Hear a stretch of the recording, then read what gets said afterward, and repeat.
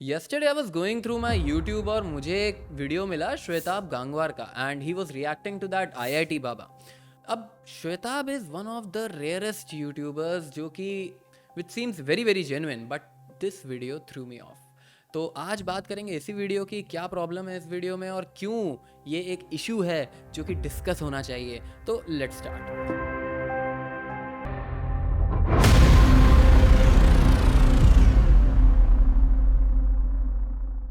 First of all, पूरे video में 2 point हैं मेजर जो श्वेता पॉइंट आउट करते हैं और बाकी तो बस इधर उधर की बातें हैं। तो पहला पॉइंट जो उन्होंने बोला हुआ है वो ये है कि यार जो Abhay Singh IIT Baba, like he was like studied from IIT, so that's why IIT Baba, उन्होंने एक बस क्रिएट किया है। He is the reason of that ping pong effect, जिससे कि अल्टीमेटली एक हिंदुइज्म की कोर फिलॉसफी प्रोपगेट होती है।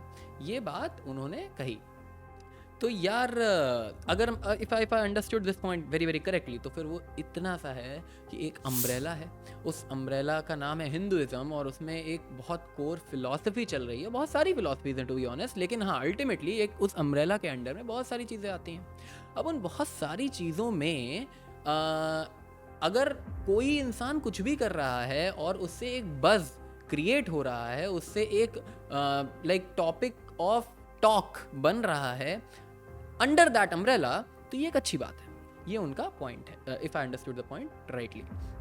तो यार लेकिन एक इशू है मुझे, वो इशू ये है कि अब बस तो आशाराम बापू ने भी क्रिएट किया था, हिंदुइज्म का बस क्रिएट किया था, अल्टीमेटली आईबॉल अटेंशन तो मिल ही गई थी, ये सब कुछ तो उन्होंने किया ही था। तो भाई अगर वो गलत था, और नहीं मतलब उनका काम की बात नहीं कर रहा हूँ, उस बस की बात कर रहा हूँ, वो बस गलत था। क्यों? क्योंकि हम हिंदुइज्म को एक नेगेटिव पॉइंट से प्रोपोगेट कर रहे थे, हम हिंदुइज्म को एक नेगेटिव पॉइंट से एसोसिएट कर रहे थे, ये गलत था, right? Everyone stood up for it.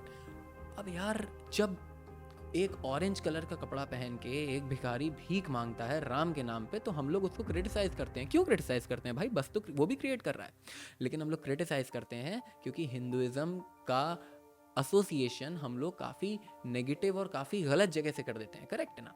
तो अब मुझे ये बताओ, now this is another my perspective and he embraces perspective so much, तो this is one of the different perspective. वो ये कि भाई अगर हिंदुइज्म की फिलॉसफी कोई एक पर्टिकुलर ये चीज़ समझा रही है एंड आसाराम बापू जो हैं वो यहाँ पे लेके जा रहे हैं, यानी कि उसको नेगेटिव, उसके अगेंस्ट, उसके खिलाफ, उसको एक नेगेटिव चीज़ से एसोसिएट कर रहे हैं, and this works, this is wrong. तो अब हायरार्की में समझना, हिंदुइज्म की फिलॉसफी अगर तुमको यहाँ समझाना चाह रही है, तुमको इस पॉइंट को मेक करना चाह रही है, और अभय सिंह आईआईटी वाले बाबा उसको यहाँ पर लाके रोक दे रहे हैं हायरार्की में, तो ये भी तो गलत ही है ना।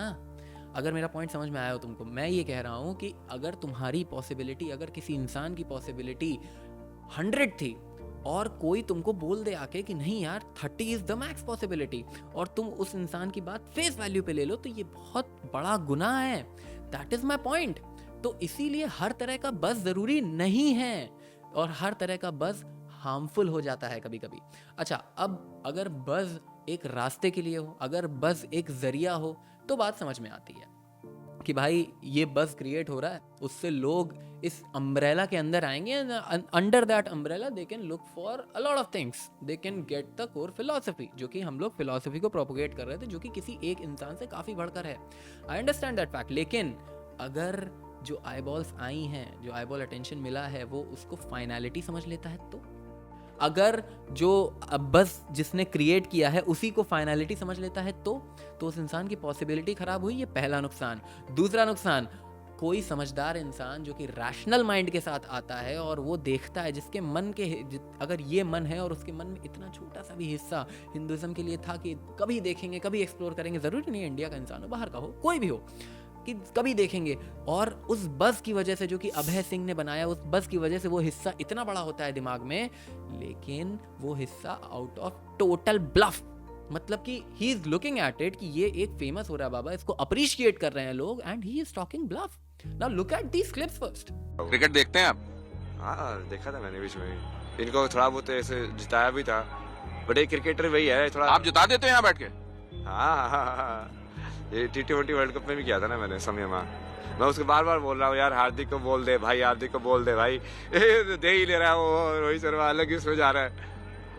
तो ये लोग सुनेंगे तो कहेंगे कि नहीं बाबा के दिमाग में लगता है संतुलन खराब हो गया, यहाँ बैठ के कैसे जिता दिया उन्होंने, आप ड्रेसिंग रूम में तो नहीं थे। तो मैं टेक्निक बता सकता ना उसकी।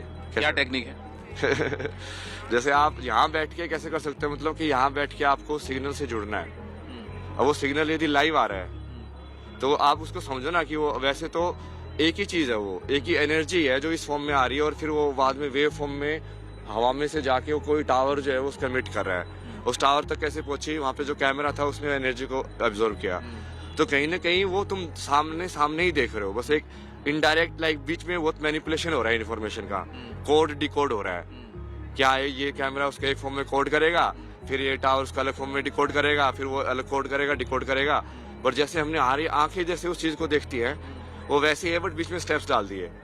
तो आंखें जब देखते हैं तो आमने सामने जैसे इंसान जो है ना वो समय में कर सकता है। So you can go back and forth in timeline. हाँ हाँ You can go back and forth in timeline. हाँ, तो जा सकते हैं। तो मैंने कल भी बताया था, टाइमलाइन में आगे पीछे भी जा सकते हैं, उसको थोड़ा उल्टा पुल्टा भी कर सकते हैं करना हो तो। अब इन क्लिप्स के बाद क्या ये ब्लफ नहीं है? मतलब कुछ भी कोई इंसान बोल रहा है और उस चीज को हम हिंदुइज्म से एसोसिएट कर दें और उसकी पॉसिबिलिटी घटा दें।